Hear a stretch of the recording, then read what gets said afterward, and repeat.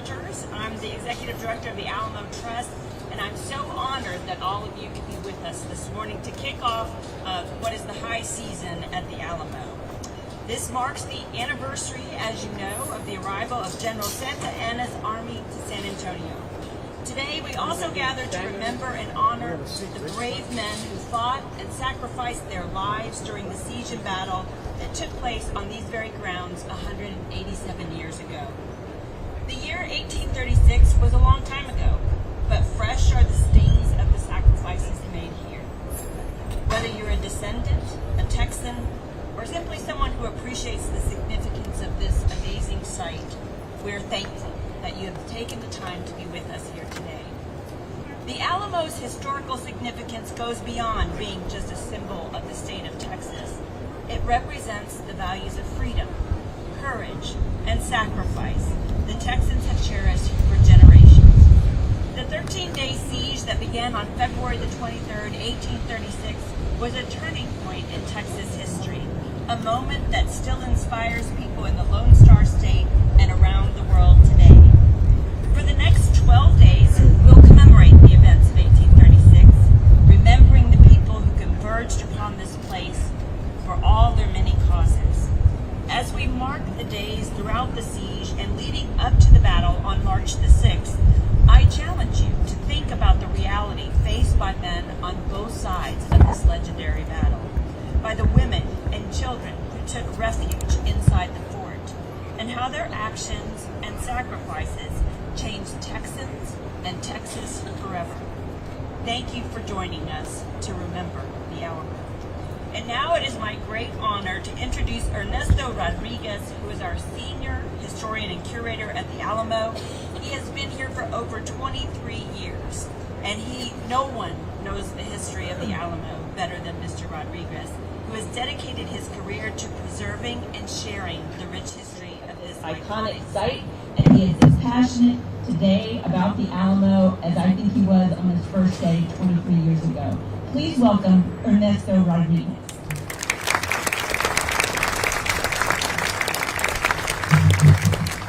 Thank you for those kind words. Discussion of a war must include information about both sides. There are living historians here today to represent and remember the Mexican soldiers as they would have appeared in the early 19th century. The names of many of the soldiers who fought and died for their country are lost to history. We know that some of the battalions suffered horrific casualties attempting to take the fort under heavy showers of canister. Though some brushed off the event as a small affair, for many on the ground, the engagement with the enemy would be indelibly pressed into their memories. On the morning of March 6th, some of the companies in these battalions would lose as many as a third of their men as they fought to retake the fort, which separatist forces had lost to the Texans not 3 months prior.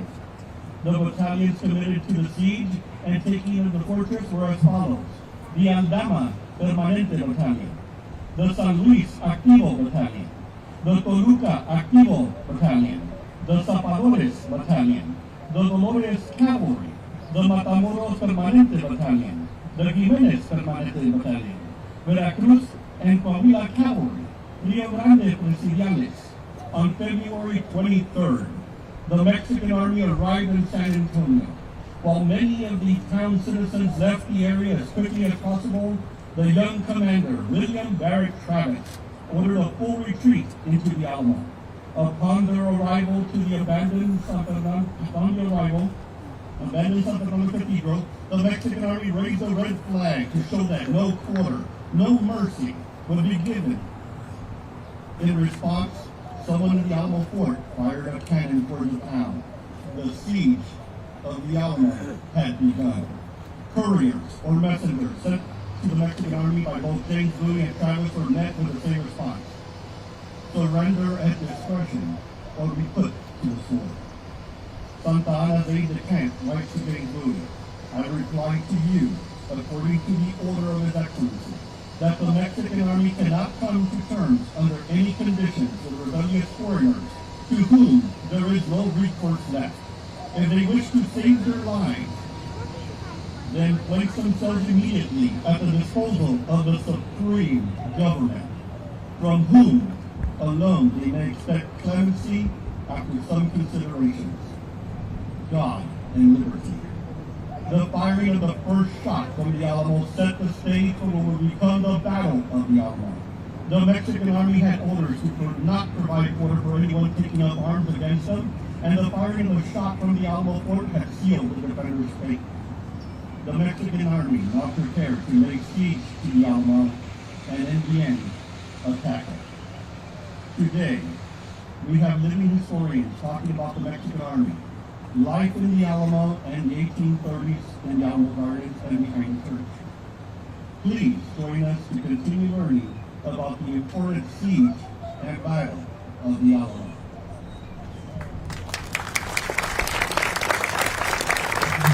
Thank you, Ernesto. You all can see why we're so proud to have Ernesto as part of our team here at the Alamo Trust.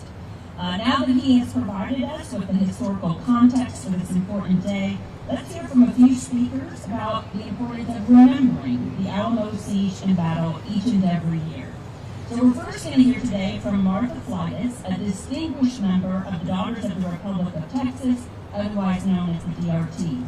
Over the years, she has served in a variety of positions, including District 7 Representative and Historian General, demonstrating her passion for preserving our state's rich history.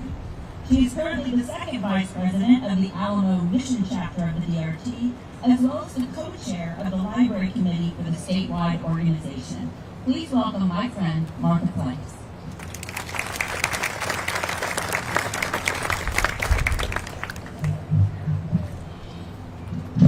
In 1891, two cousins met in Galveston.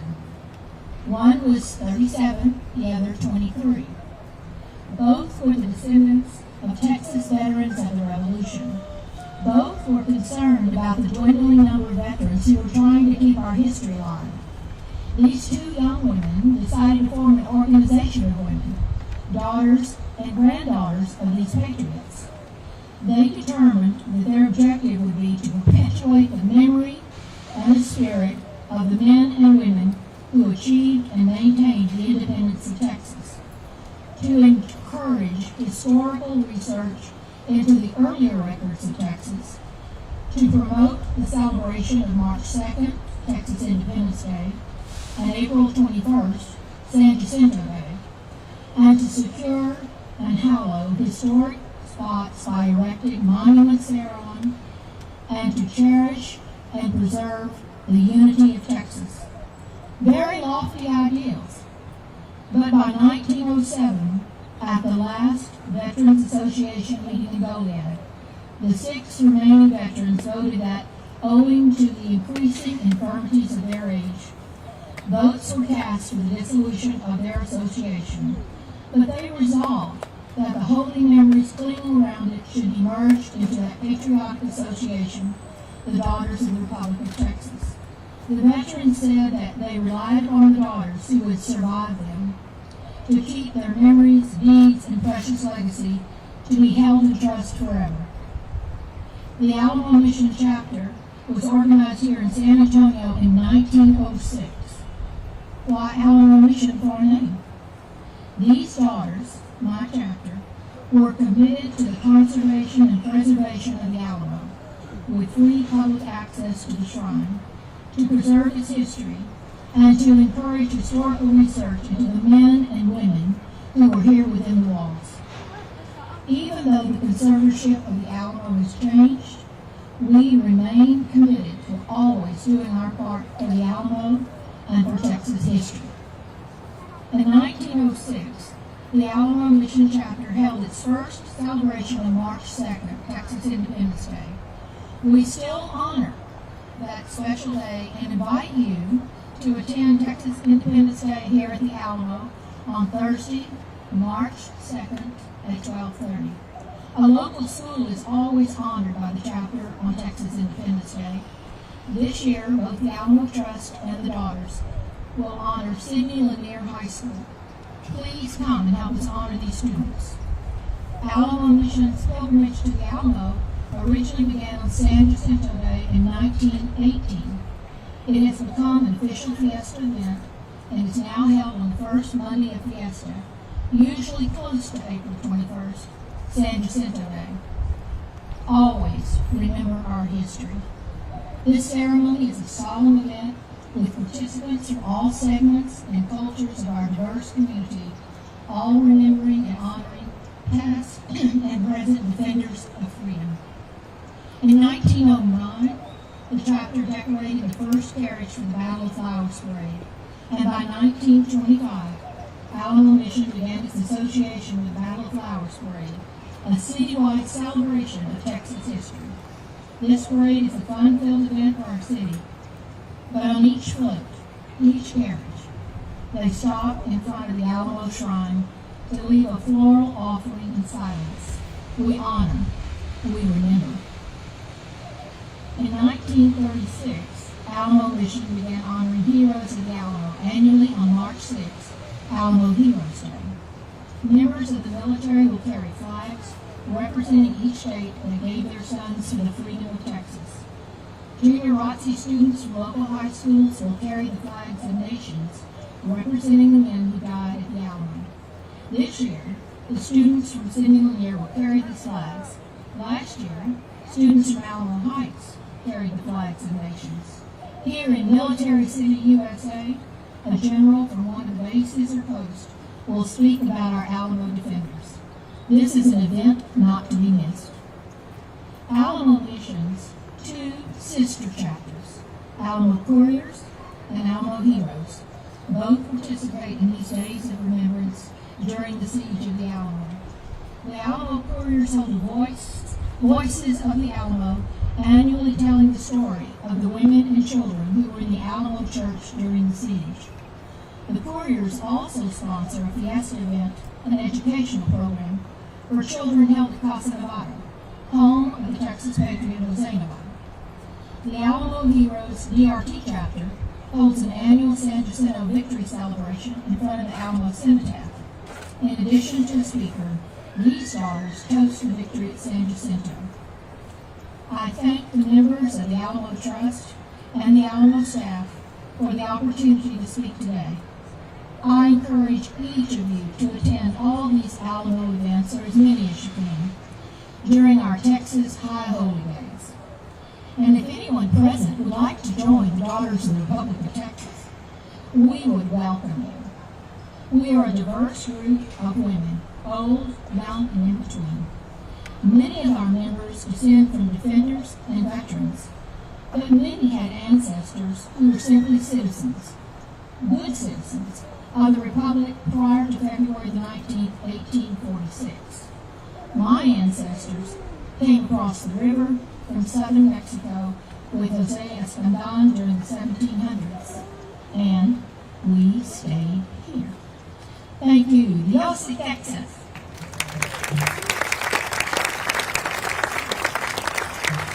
Thank you, Martha, and thank you again to the Daughters of the Republic of Texas. Were it not for their stewardship, the Alamo literally would not be here today. And I think it's incredible that Clara Driscoll, who along with Idina de Zavala stepped in to save our two most iconic structures, the Alamo Shrine and the Long Barracks. Clara herself was only 22 years old when she took up the battle to save the Alamo for all of us to enjoy many generations later.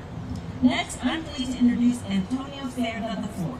Mr. Cerda is a descendant of the Esparza family, very well known throughout San Antonio, a family that actually had members on both sides of the historic 1836 battle.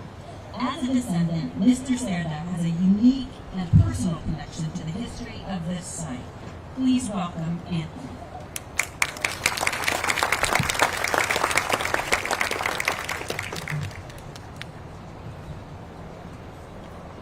Good morning and welcome. My name is Antonio Silver IV. I'm the president of the Southern Republic of Texas, Leaf Smith chapter in Pasadena, Texas. I'm the fourth great grandson of Gloria Esparza. As we stand here on the hallowed grounds, let us take time to honor the fallen heroes. Bowie, Crockett, Travis, Montoya, Esparza, and all the others who bravely defended the Alamo on March 6, 1836. Gloria Esparza, defended the Alamo, was born on February 25, 1802, in San Antonio de Bayhart. He married Ana Salazar, and he raised 3 sons, Enrique, Manuel, and Francisco, along with Maria de Jesus Castro, who was Ana's daughter from previous marriage. Gregorio, he enlisted in Juan Seguin's company in October 1835, and in December he participated in the siege of Bejar, leading to General Casas' surrender. On the arrival of General Santa Anna in February 1836, Gregorio and his family were advised to leave, but before they could depart, the Mexican army was already upon them. So the family took refuge in Alamo. They entered through a small window on the side of the Alamo chapel. Immediately upon their arrival, Gregorio reported to duty and was assigned to a cannon on the east wall of the chapel. He would be inside the Alamo as Gregorio was celebrating his 34th birthday. While Anna did what she could to comfort the women and help the men inside the Alamo while preparing meals and making them feel comfortable. The siege lasted 13 days, and on March 6th, the final attack occurred. The Mexican soldiers managed to climb the walls and overtake the Alamo. Gregorio was stabbed, and he was hit by a cannonball in his chest. When he fell to his death, in the cannon that he was assigned to. Francisco Esparza, his brother, was a Mexican soldier, who was granted permission to enter the Alamo and find his brother Gregorio. With the help of Gregorio's oldest son Enrique, they found his body and gave him Christian burial. He was the only person from the Alamo who was given Christian burial. Everyone else was slain and burned. Gregorio was buried at Campo Santo on the west side of the San Pedro Creek. After the battle, Santa Anna met with all the women and children that were spared. At that time, Ana and her children were given a blanket and 2 pesos and asked to leave the compound. Gregorio's heirs were instrumental in establishing St. Augustine Church, the first Royal Catholic Church in Tascosa County for many Spartan descendants of today. I'd like to take a brief moment to recognize all the Spartan descendants that are here today. Please stand.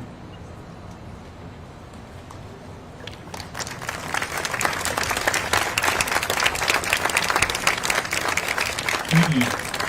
As we commemorate the 187th anniversary of the battle, let's take time to reflect on why we're here and teach future generations what happened here. May we never forget. Remember the Alamo.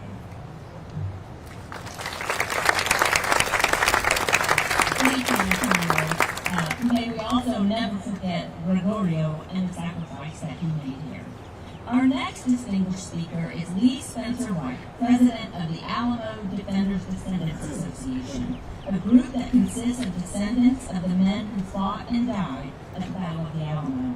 She's a direct descendant of Defender Gordon C. Jennings. With her familiar connection to the battle, White has a deep personal investment in preserving the history and memory of the Alamo and its defenders. Please welcome Lee Spencer White.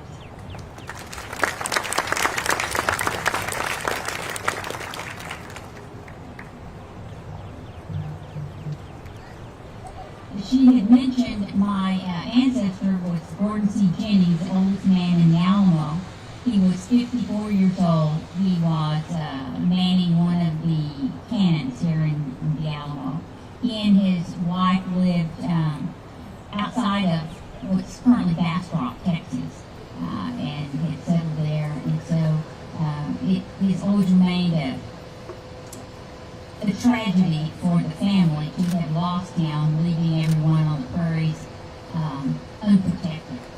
But the Alamo Defender Descendants Association represent the defenders, the scouts, the couriers, the non-combatants. If you were inside this fort, we represent you.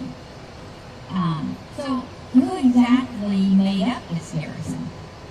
Well, it was a very diverse group, especially for 1836. We have people from Germany, Mexico, England, Wales, Ireland, Scotland, Denmark. Across the United States, there are volunteers coming in. The majority of the volunteers from the United States are from the state of Tennessee. Can you imagine being inside this ground with all the different accents, different languages, and yet they managed to meld themselves together into one formidable citizen soldier army and decided to fight to the death on this very ground. You might ask their occupation. I found this very fascinating. We have a shoemaker, a merchant, a horse jockey, a blacksmith, a farmer, civil engineer, Indian scout, rock mason, one former U.S. congressman, one Methodist preacher, one Baptist preacher, 5 lawyers, 7 doctors, and the main doctor, who was the surgeon for the fort, was a confirmed abolitionist by the name of Dr. Amos Pollard. As I said, the oldest defender was Gordon C. Jennings, and the youngest was William King, age 15. He and his family had settled outside of Gonzales, Texas. The youngest killed in the battle were non-combatants, and they were the sons of Anthony Wolfe, and they were both under the age of 10 years old and were bayoneted inside the church. And let us remember Sarah Herndon, a black woman and the common law wife of Defender Patrick Herndon. She died during the battle, most likely helping her husband man a cannon in this area where you sit. We cannot tell the story or remember the Alamo without remembering Joe, the Alamo commander's manservant. He is the one that gave the first eyewitness account of the battle, and he gave that account to the Texas government. He escaped the Mexican army and made his way across the prairie to tell the story. He was wounded in the battle, but was spared by the Mexican army. And like I said, I don't know if they were going to recruit him, but that's what it appeared to be, and then he escaped from the Mexican army. I think we tell this story generation after generation, but we also learn new parts and pieces of this story. Every year something new comes forward. We flesh out the story of the defenders. Who were these people inside this fort? Why did that spark that started here turn into such a blaze that ended at San Jacinto? Part of that is that last stand, and that they had families that were fighting and that ended up fighting at San Jacinto. So whether their names were McGregor from Scotland or Alamo from Texas, they, along with nearly 200 souls, died inside this fort. They died an honorable death, making this the last stand on earth. And as their blood congealed on this ground, they forever become a garrison in the minds of all who encounter this story and will for eternity. Let us remember and honor this small garrison of citizen soldiers who gave their lives so that we may live in the great state of Texas. We truly stand upon their shoulders, whether you're a 7th generation, a Native American, or you came here last week. We all stand on the Alamo defenders' shoulders. And I would like to ask you to always remember them, not only on March 6th, but remember again that you stand on their shoulders and that we owe them something. And that small spark somehow made it through all of this. And Travis was in one of his letters, asked that posterity do his memory justice. And that's what we're doing today. We're trying to do the Alamo defenders' memories justice. So I ask you to remember the Alamo, and I ask that God bless Texas and bless you. Thank you. Thank you for those heartfelt words. So ladies and gentlemen, distinguished guests and fellow Texans, I'd like to express once again my gratitude that all of you took the time to be with us here this morning. It's been an honor to hear from all of our speakers. Please, let's give another hand to Ernesto Rodriguez, Martha Fleitas, Antonio Cota, and Lee Spencer.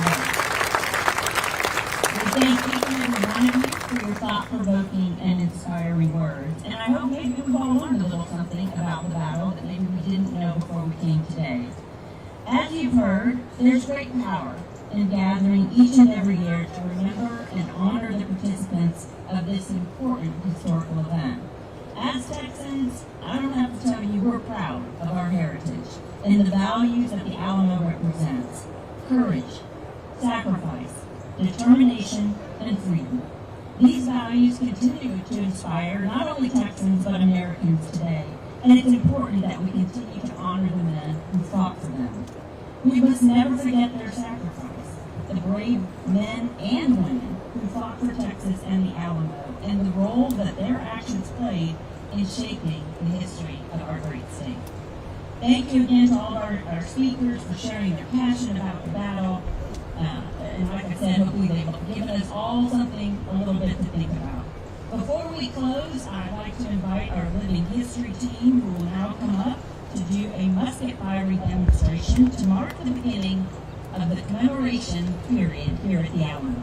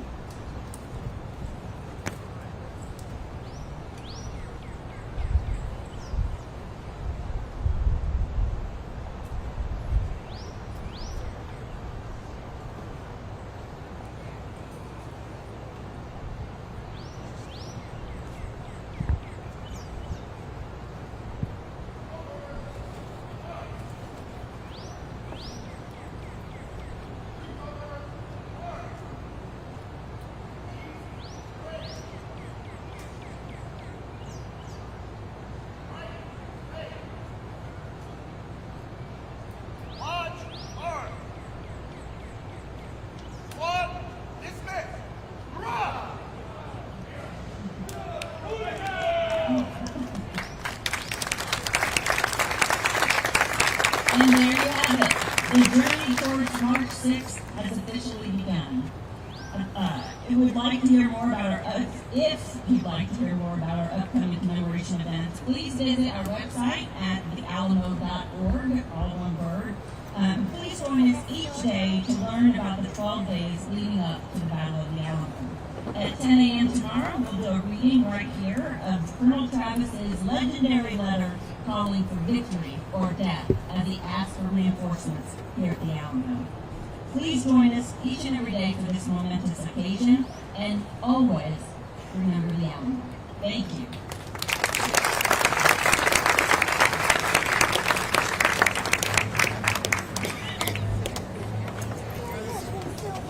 Thank you. Sorry about that.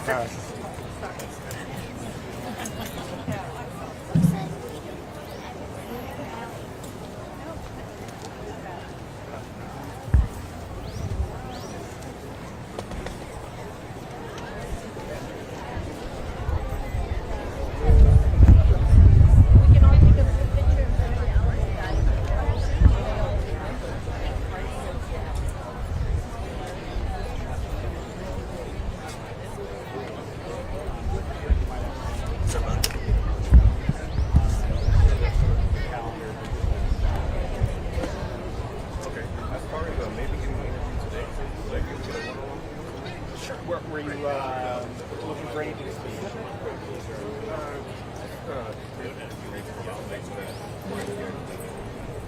Sure. Let me grab our nest though. Perfect for it. Hold on 1 second.